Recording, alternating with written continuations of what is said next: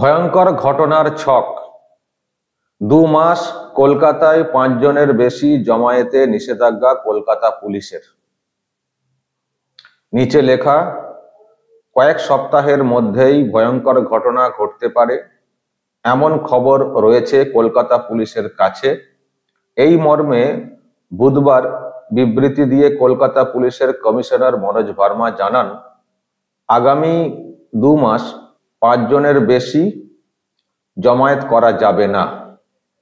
শহরের একাংশে 5 জনের উপর বা বড় জমায়েতে নিষেধাজ্ঞা জারি করলো কলকাতা পুলিশ। এবং যেটা দেখছিলাম আমি মিডিয়াতে, হেয়ার স্ট্রিট থানা, বউবাজার থানা, ওই ধর্মতলার ভিক্টোরিয়া হাউস চত্বর, ধর্মতলা, এইসব এলাকা,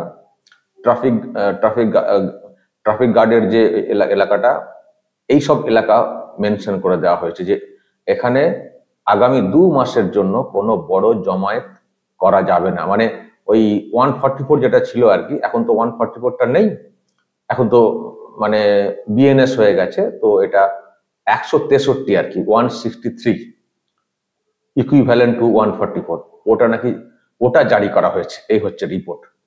দর্শক, এটা দেখে আমার একটা পুরনো রিপোর্ট মনে পড়ে গেল। যখন কলকাতাতে রোড শো করতে এসেছিলেন নরেন্দ্র মোদী, সেই সময়ে এই টাইপেরই কথা বলে, ভয়ঙ্কর কোনো ঘটনা ঘটতে পারে, আশঙ্কা রয়েছে এই বলে, ওই একই টাইম 2 মাসের জন্য 144 জারি করে দেওয়া হয়েছিল কলকাতা পুলিশের তরফ থেকে। মানে নরেন্দ্র মোদীর যে রোড শো ছিল তার আগেই দেখুন একেবারে নিচে লেখা, 2 মাসের জন্য এই ধারা চলবে, 18 মে থেকে 16 জুলাই।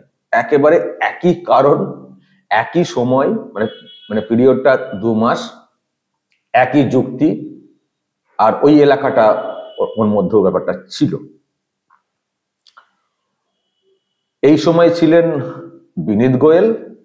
আর এখন যে নোটিশটা ইস্যু হয়েছে, এখন নতুন পুলিশ কমিশনার যিনি হয়েছেন গত 17 তারিখে সম্ভবত, মনোজ ভার্মা। শুধু পদটাতে বদল ঘটেছে, বিনীত গোয়েলের জায়গাতে মনোজ ভার্মা এসছেন, কিন্তু কাজের নিরিখে, পুলিশিং যে ব্যাপারটা, সেই নিরিখে কোনো বদল দর্শক আমি কিন্তু দেখছি না, আর দেখার কথাও না। আমি তো প্রথম দিন থেকেই বলেছি, মানে পুলিশ কমিশনারের পদ বদল হয়েছে বটে, যেই দিন ওই ভিডিওটা সামনে এসেছিল, এই যে এটা যে বিনীত গোয়েলকে সরিয়ে মনোজ ভার্মা চেয়ারে বসছেন কলকাতা পুলিশের কমিশনার হিসেবে, আমি সেদিনই এই ভিডিও দেখিয়ে বলেছিলাম এ কিছুই হবে না, এ সেই অনেকটা আপদ গিয়ে বিপদ এলো। কি হবে? পুলিশ কমিশনারের পদে বদল ঘটিয়ে কি হবে? এখানে এই সরকারের আমলে আলাদা আলাদা পোস্টের কোনো গুরুত্ব আছে? এখানে তো একটাই পোস্ট, বাকি সব ল্যাম্প পোস্ট। তো বিনীত গোয়েলকে সরিয়ে তার জায়গায় মনোজ ভার্মাকে আনা, আবার মনোজ ভার্মার যা ব্যাকগ্রাউন্ড সেটাও আপনাদেরকে আমি বলেছি। এই অফিসারটি এই সরকারটা গঠিত হওয়ার পরে 2 বছরের জন্য কম্পালসারি ওয়েটিং এ চলে গেছিলেন। 2 বছরের জন্য এই সরকার মনে করেছিল যে এই অফিসার অত্যাচারী, মানে বাম আমলে প্রচুর অত্যাচার করেছেন, সেই জন্য 2 বছরের জন্য কম্পালসারি ওয়েটিং এ পাঠিয়ে দিয়েছিল এই সরকারটা। সেই মানুষটি 2 বছর কম্পালসারি ওয়েটিং এ থাকলেন, কি এমন হয়ে গেল, শাসকের এত ঘনিষ্ঠ হয়ে গেলেন, এডিজি ল অ্যান্ড অর্ডার হয়ে গেছিলেন লাস্ট, সেখান থেকে পুলিশ কমিশনার হয়ে গেলেন। কোন জাদু বলে? কি করে? এই করেই সম্ভব যদি শাসক সন্তুষ্ট থাকে। তার মানে শাসককে সন্তুষ্ট করার ক্ষমতা এই ব্যক্তির আছে। বাম আমলেও বাম সরকারের প্রিয় ছিলেন, আর তৃণমূল আমলেও তৃণমূল সরকারের প্রিয় হয়ে গেছেন। দেখবেন অনেক অফিসার তারা কম্পালসারি ওয়েটিং এ চলে গেছেন, এখনো তারা প্রিয় হতে পারেননি। সেই ক্যাপাসিটি তাদের নেই। দেখবেন অনেক মহিলা আইপিএস, বা অনেক না হলেও, হাতে গোনা হলেও পুরুষ আইপিএস, অনেকের ক্ষেত্রে হয়তো অ্যাকশন হয়েছে, তারা কিন্তু সামনে উঠতে পারেন, কারণ এইরকম মিষ্টি মিষ্টি ভাব নিয়ে মানে শাসকের কাছে পৌঁছানোর যে একটা ক্যালি বলি আর টেকনিক বলি, সেটা হয়তো তাদের নেই, কিন্তু এই মানুষটির আছে। সেই জন্য 2 বছর কম্পালসারি ওয়েটিং এ থাকা এবং অত্যাচারী অফিসার হিসেবে চিহ্নিত হয়ে যাওয়া এই শাসকের আমলে, সেই শাসকেরই ঘনিষ্ঠ হয়ে এডিজি ল অ্যান্ড অর্ডার হয়ে গেলেন। সেখান থেকে আবার নির্ভরযোগ্য অফিসার হিসেবে যখন এত বিতর্ক তৈরি হলো কলকাতায়, সেই পুলিশ কমিশনারের পদে বসানো হয়েছে। তো তার মানে এই মানুষটি কি করে, মানে কেমন কাজ করবে সে তো আমরা আন্দাজই করতে পারি। এই যে বিনীত গোয়েলকে ডাক্তাররা দিয়ে এসছিলেন একটা মানে প্রতীকী মেরুদণ্ড, যে বিনীত গোয়েলের মেরুদণ্ড নেই। আমি সেদিনই বলেছিলাম যে বিনীত গোয়েলকে দিয়ে এসছিলেন মেরুদণ্ড নেই, কিন্তু যাকে তার জায়গায় বসানো হলো, এবং এই বদলের জন্য যে আপনারা যে এই যে খুব লাফালাফি করছেন, জুনিয়র ডাক্তাররা তো একেবারে ঢাক ঢোল পিটিয়ে বিরাট তাদের জয় হিসেবে এটাকে দেখানোর চেষ্টা করেছিলেন। কিন্তু আমি বলেছিলাম এই যে লাফালাফি করছেন, ঢাক বাজাচ্ছেন, ঢোল বাজাচ্ছেন, কিন্তু বিনীত গোয়েলকে সরিয়ে যাকে এই চেয়ারে বসানো হয়েছে তার যে মেরুদণ্ড, সেটাকে পরীক্ষা করে দেখেছেন তো যে সেটা ঠিক আছে কিনা, সেটা আদৌ আছে কিনা, নাকি কালীঘাটে দেখেছেন তো পরীক্ষা করে? আমি বলেছিলাম দর্শক, এবং ওই কথাটা আমি যেটা বললাম, আমি ওই কথাটা হেডলাইনে বলেছিলাম, এ তো আপদ গিয়ে বিপদ এলো মনে হচ্ছে, বা আপদ গিয়ে বিপদ এলেন মনে হচ্ছে। কারণ মনোজ ভার্মার যা গ্রাউন্ড, যা ব্যাকগ্রাউন্ড, সেটা প্রমাণ করে যে ইনি শাসককে সন্তুষ্ট করে চলার লোক। যেখানে অফিসারের এইরকম মন মানসিকতা, তিনি কি করে নিরপেক্ষভাবে কাজটা করবেন? তিনি তো সেই পুলিশ মন্ত্রী যেমনটি বলবেন তেমনটি করবেন। তাহলে বদল করে কি লাভটা হলো? আর আমি সেই জন্যই বলছিলাম যে এইসব ছোটখাটো পদে বদল করে কিছু হবে না। যদি বদল করার কোনো জায়গা থাকে তাহলে পুলিশ মন্ত্রীর পদটা থেকে সরাতে হবে বা মুখ্যমন্ত্রীকে সরাতে হবে। যদি সেটা পারেন তবেই জানবেন একটা কিছু চেঞ্জ হয়েছে। তা না হলে কোথায় একজন পুলিশ কমিশনার চেঞ্জ হয়েছেন বা ডিএইচএস ডিএমই চেঞ্জ হয়েছেন, লাফালাফি করছেন, কিছুই হবে না। কিছুদিন যাক, বেলা হলে বুঝবেন। তো এখন তো বেলা তো বেশি দিন হয়নি, 17 তারিখে সম্ভবত উনি দায়িত্ব পেয়েছেন, যদি আমি খুব ভুল না করি। আজকে কত তারিখ? 26 তারিখ। এর মধ্যেই তো উনি জানান দিচ্ছেন এপিটোপিট এক, যেমন বিনীত তেমন মনোজ। বিনীত গোয়েল ওইভাবে একই কারণ দেখি হঠাৎ, মানে কারণগুলো কেমন কেমন। খবর আছে ভয়ঙ্কর কোনো ঘটনা ঘটতে পারে, আরে খবর দিয়ে থাকে ধরো না, খবর দিয়ে থাকে ধরো না, তারা কি 144 কাটা করে দিচ্ছ? খবর দিয়ে থাকে, কোথা থেকে খবরটা পেলে? নিশ্চয়ই কোনো সোর্স, নিশ্চয়ই কোনো একটা জায়গা থেকে প্ল্যানিং হয়েছে, সেই সূত্রটা আপনারা খুঁজে পেয়েছেন। তো সেই সূত্রটা ধরো না। মানুষের জনজীবন, স্বাভাবিক যে জীবনযাত্রা, সেটাকে এখানে স্টপ করে দিচ্ছ। সামনে পুজো রয়েছে, তো পুজোতে মানুষ ঘুরবেন না? ওটা পুজো দেখতে যাবেন না? 144 এর মধ্যেই তো পুজো রয়েছে, সেটা কেন তুমি এটা করছো? যদি তোমার কাছে কোনো খবর থাকে তাহলে তো আরেকটা কথা বলতে হয়, তাহলে পুজো বন্ধ করতে হয়। কারণ পুজো মানে অনেক লোক আসবেন, তো সেখানে তো গন্ডগোল হতে পারে। তোমার কাছে বা আপনাদের কাছে যদি খবর থাকে গন্ডগোলের, সেই সূত্র ধরো না, ওদেরকে ধরে অ্যাকশন নাও না। তার জন্য কেন গোটা মানে কলকাতার মানুষের যে জনজীবন, সেটাকে কেন বিঘ্নিত করছো? সেটাকে কেন ডিস্টার্ব করছো? এটা কোনো কথা হলো? ঠিক যেমনটি বিনীত গোয়েল বলতেন, এখন মনোজ ভার্মা তিনি দায়িত্বে এসছেন, তারও সেই একই লজিক, ভয়ঙ্কর ঘটানোর ছক। এর সময় বলেছিলেন এই একই কথা, যখন নবান্ন অভিযান হয়েছিল তার আগেও বলেছিলেন ভয়ঙ্কর খবর আছে, গন্ডগোল হতে পারে, আসবেন না। শুধু খবরই আছে, কেউ কাউকে ধরতে পারেন না। ছকটা কোত্থেকে হয়েছে ধরতে পারেন না।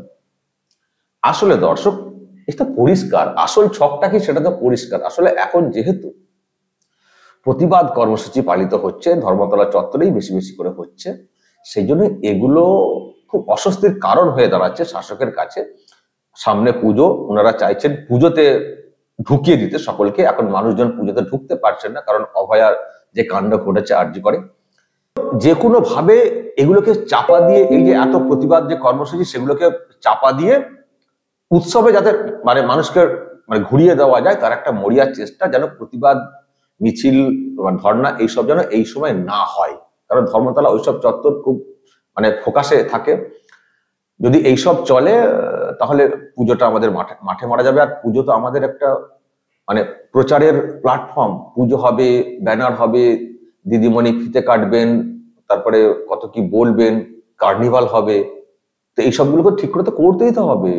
এটাই তো আমাদের দেখানোর একটা বড় জায়গা।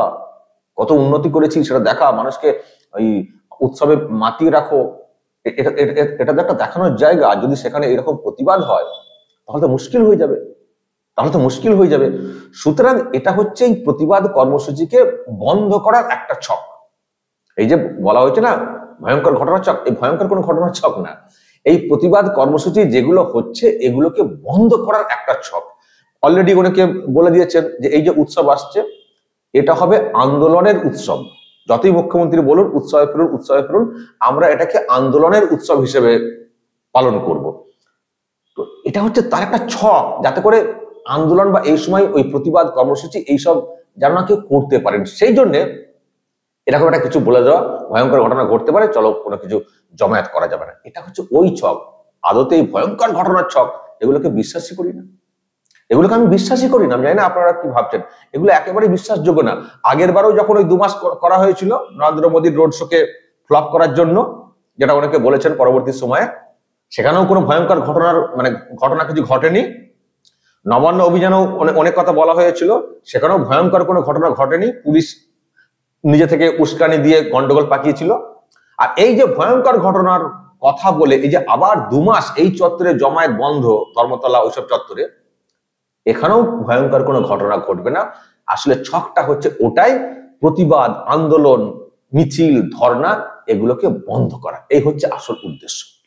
আমি শুনছি এখন নাকি কলকাতা হাইকোর্টের সব দ্বারস্থ হচ্ছেন, এই যে নোটিশ ইস্যু হয়েছে মনোজ ভার্মার তরফ থেকে, এটাকে চ্যালেঞ্জ করে এখন নাকি কলকাতা হাইকোর্টের দ্বারস্থ হচ্ছেন অনেকে, এবং তাদের মধ্যে ডাক্তাররাও, জুনিয়র ডাক্তাররাও নাকি থাকছেন মামলাতে। আমার প্রশ্ন, তাহলে সেদিন কেন এত লাফিয়েছিলেন? কি ভেবেছিলেন আপনারা যে বিনীত গোয়েলকে সরিয়ে দিলেই একেবারে বিরাট কিছু হয়ে যাবে, নতুন যিনি আসবেন তিনি একেবারে দারুণ ভাবে পুলিশিং যে ব্যাপারগুলো সেগুলো খুব ভালো করে চালাবেন, সেই ভেবেই এত আনন্দ করেছিলেন? এবার বুঝছেন তো, বেশি দিন তো হয়নি, 10 দিনও হলো না, বুঝছেন তো যে ওই ছোটখাটো পদে বদল ঘটিয়ে কিছু লাভ হয় না।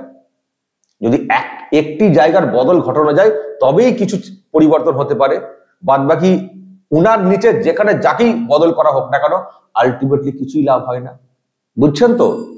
এই তো কদিন হলো, এখনই মোটামুটি টের পাচ্ছেন। সেই জন্য আপনাদের কি আবার মামলা করতে যেতে হচ্ছে, নতুন যার উপরে আপনাদের অনেক ভরসা থাকার কথা, কারণ অন্যজনকে সরিয়ে দিয়ে একা আনা হয়েছে, বিনীত গোয়েলকে সরিয়ে দিয়ে একা আনা হয়েছে, যেখানে তার উপরে ভরসা থাকার কথা, সেখানে আপনারা এখনই এই তার বিজ্ঞপ্তিকে চ্যালেঞ্জ করে হাইকোর্টে ছুটছেন। তার মানে এখনই আপনাদের ভরসার জায়গাটাতে বুঝতে পারছি আঘাত খেয়ে গেছে। সবে তো 10 দিন, এখনো তো জুম্মা 8 দিন, 10 দিনও পূরণ হয়নি। দেখুন না আগামী দিনে কি হয়। এই যেসব পদে আপনারা বদল ঘটিয়েছেন বলে খুব লাফাচ্ছেন যে বিরাট আমাদের জয় হয়েছে, ডিএমই ডিএইচএস বদল হয়ে গেছে, ডিসি নর্থ বদল করে দেওয়া হয়েছে, বিরাট ব্যাপার, দেখবেন কত বিরাট ব্যাপার। কিছুদিন যেতে দিন না, ওই বদল করে যাদেরকে বসানো হয়েছে ডিএমই ডিএইচএস এইসব পদে, বা যাদেরকে আরো অন্য পদে বসানো হয়েছে, দেখবেন কতটা আপনারা যে উদ্দেশ্যে লাফাচ্ছেন সেটা কতটা পূরণ হচ্ছে, দেখবেন। আমি এটুকু বলতে পারি, কিছুই হবে না। যেমন মনোজ ভার্মাকে আমরা এখনই জানতে পেরে যাচ্ছি, ওই একই, যেমন বিনীত তেমন মনোজ। সেই বিনীতের কপি পেস্ট নোটিশকে এখন বাজারে ছেড়ে দিয়েছেন। এটা তো সবে শুরু, এরপর দেখবেন অত্যাচার, পুলিশি অত্যাচার, ফলস কেসের যে ব্যাপারগুলো।